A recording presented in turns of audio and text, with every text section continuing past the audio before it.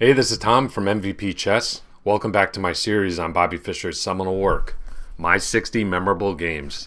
In this video, we'll be analyzing game number 30 that Fischer played versus Gligoric in Bled 1961. You're not going to want to miss Fischer's double pawn sacrifice. Before we jump into the analysis, don't forget to smash that subscribe button and join Team MVP. Thank you so much for your support. So Gligoric was a grandmaster from Yugoslavia and Serbia, represented his country in 15 chess Olympiads, also was a multiple-time participant in the candidates tournament in the 1950s. However, he did have fairly mediocre results in that tournament. But still, he was one of the elite players of his generation. So, in Bled 1961, Gligoric with the white pieces, Fischer playing black. We have d4, knight f6, c4, g6, knight c3, and bishop g7. So, Fischer gets his beloved King's Indian defense on the board. And after e4, we saw a lot of games in the series so far where Fischer played castles in this position, omitting pawn to d6, inviting white to come forward and transpose into a four pawns attack. But here, Fischer plays the normal King's Indian move, pawn to d6. And after knight f3, castles, bishop e2, e5, Gligoric castles here. Now, Gligoric does have a system in the King's Indian defense that's named after him. And that is the move 7 bishop e3, which is known as the Gligoric system. I enjoy playing this myself, and it contains a lot of venom, especially if black continues in normal fashion playing knight c6, where after d5, knight e7, and a key move in this position, knight d2, controlling the g4 square so that black can't play knight g4. This position is really, really good for white. White hasn't committed the king yet. He has an absolute picture-perfect coordination between the knight and dark square bishop. We'll get in a very quick b4, c5. White is already significantly better in this position. But instead, Gligoric plays in an orthodox fashion, castling here, knight c6, d5, knight e7, and knight e1. So after knight d7, Fischer's looking to get in his classic King's Indian pawn thrust f5, whereas white is going to play on the queen side and look for the c5 break. So after f5, Gligoric decides to castle here. Fischer captures with the knight, and Gligoric plays pawn to f3 here. So in this variation for white is able to gain a real grip over the e4 square. So with the pawn on f3, and after knight f6, we see Gligoric reinforce this square with knight f2. So this is a really nice outpost that white has available to him in this line of the King's Indian.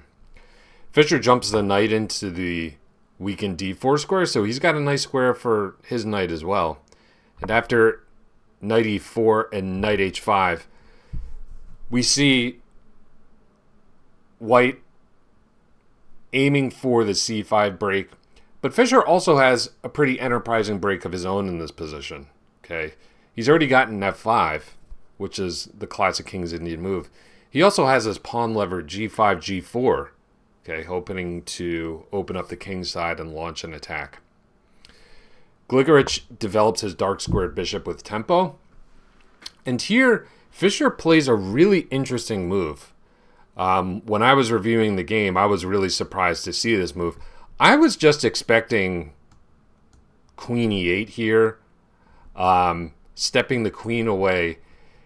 But instead, Fischer plays queen d7, which seems unnatural because it blocks in the light square bishop. But Fischer has a really key idea in mind.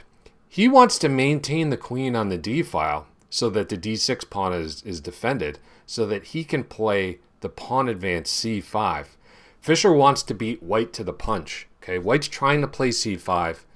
If Fischer plays c5 himself, then that break won't be available to the first player. So after g3, h6, Fischer kicks the bishop back, and Fischer goes for this c5 plan. Okay, now we see the merit of this move, queen d7. Okay, it did block in a light squared bishop, but if the queen had moved to e8, this pawn would be en prise in this position. So we have bishop takes. White decides to remove that monstrous knight on d4. Fischer recaptures with the e-pawn. And knight b5. Now, Fischer mentions in the book that Gligoric thought that he just blundered a pawn here. But Fischer had a really nice pawn sacrifice in mind in this position to really activate his pieces. Okay, so notice Gligoric with these knights is targeting this backwards d6 pawn. There's really nothing Fischer can do to defend it, but he's got a great idea in mind. After a6, knight takes. I'll turn it over to you in this position. Okay, it's black to play. The one thing I'll mention is that Gligoric is up a pawn, but he did have to relinquish the bishop pair. Okay, so Fischer does have the two bishops. So with his next move, Fischer found a really nice way to activate his bishops and get some nice dynamic compensation for the pawn. So pause your videos and try to find Fischer's next move.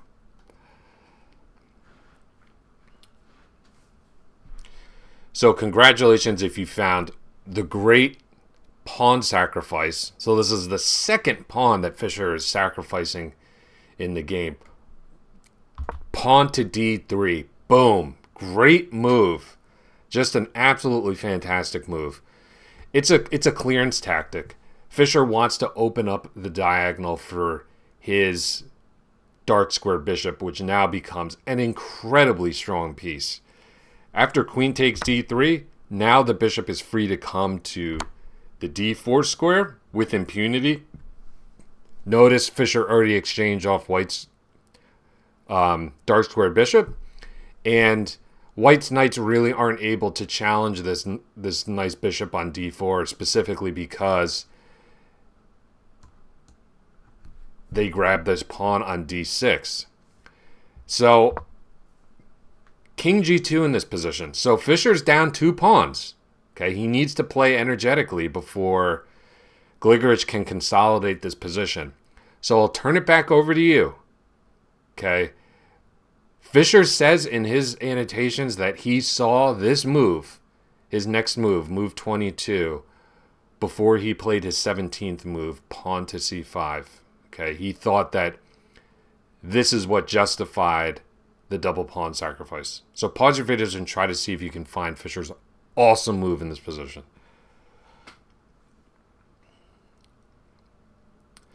So white's king is really unsafe right now. So if we can manage to break open white's king side and infiltrate with the queen, it's just going to be mate. So congratulations if you found the awesome sacrifice, knight takes g3. Boom! What a move. With the tactical point being, and this was not the game continuation, that h takes g3, queen h3 is mate. And notice if Gligoric were to recapture with the knight, this knight on d6 would be en prise. So after this bolt from the blue, Gligoric removes this light squared bishop so that Fischer no longer has the resource queen h3. So only move by Gligoric in the position. Fischer can take the knight, and Gligoric plays a nice intermediate move, Zwischenzug, intermezzo, whatever you like to call it. Knight b6 here, saving the knight and presumably forking black's queen and rook. So I'll turn it over to you in this position for the last time. Okay, Fischer is up the exchange right now. Gligoric has a pawn. Does Fischer need to give back the exchange, or does he have a nice tactical resource in the position to hold on to it? Pause your videos and try to see if you can find Fischer's move. So congratulations if you saw that Fischer can hold on to this extra exchange by creating a counterattack of his own. Queen c7, nice move, okay? This was not the game continuation, but if Gligoric were to take this rook in the corner, Fischer would have queen takes h2, followed by queen g1, mate. That's why Gligoric had to grab this knight on f1, and Fischer was able to grab on b6. So let's take stock of this position, okay? Material balance, Fischer is up the exchange. Gligoric does have a pawn for compensation. Both kings are really unsafe. You know, white's, especially after that awesome sacrifice knight takes g3, white's kingside pawn structure is really fractured. The king is open, as is black's. So Gligoric comes up with basically a saving move in this position. A really, really good move to undermine this bishop on d4. Pawn to b4. Excellent move by Gligoric. Okay, Fischer can't take here without completely undermining the defense of his nice bishop on d4. So that's why he decides to take with the queen. Queen takes b4. But this allows Gligoric's rook to get really, really active. Rook b1, great move. And after queen a5, Gligoric finds a nice way to draw the game. Knight takes c5. Where after queen takes c5, now Fischer is up a boatload of material in this position. Okay, he's up a full rook.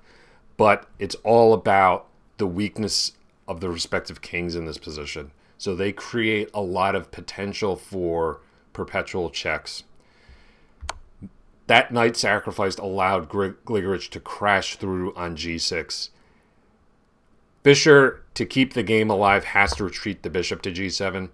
But then after rook takes b7, we notice that Gligoric has found a lot of nice counterplay against the weak black king and has coordinated his pieces really, really well. Okay, so Fischer's forced to play queen d4 here, defending the bishop. Gligoric activates his bishop, menacing checkmate in 1 on h7, which is why Fischer brings the rook to f4, giving his king luft. But because of these weak light squares, Fischer only has a dark square bishop. There's no way for Fischer to prevent a perpetual check on the light squares, and the game ended in a draw in this position. Wow. So it was a draw, but a really entertaining game. Fischer, with a double pawn sacrifice, played really energetically, found that great tactic to activate his dark squared bishop and to attack the king. But credit to Gligoric for hanging in there, finding that great move, pawn to b4, which either would have undermined Fischer's bishop on d4 or allowed his rook to gain a lot of activity on the b file. And also credit to Gligoric for finding that nice sacrifice, knight takes c5, which allowed his queen to infiltrate on g6 and ultimately set up the perpetual draw. So I hope you enjoyed this video. Don't forget, smash that subscribe button, join Team MVP. You're not going to want to miss my next installment, game number 31. We're halfway there, unbelievably. All right, thanks so much for watching, and I will see you next time. Have a great rest of your day.